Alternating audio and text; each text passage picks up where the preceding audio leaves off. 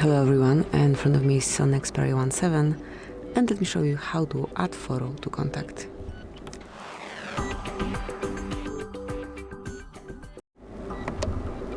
So at first you have to open your phone gallery, then choose the contact that you want to add profile picture to, mark edit and select add picture.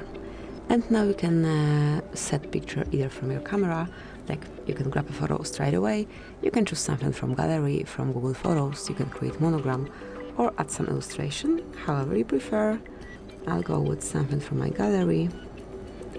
Then you can customize it however you like. Tap on choose and mark save. And that's it. From now on, this photo is assigned to particular contact. Thank you for watching. Please subscribe our channel and leave the thumbs up.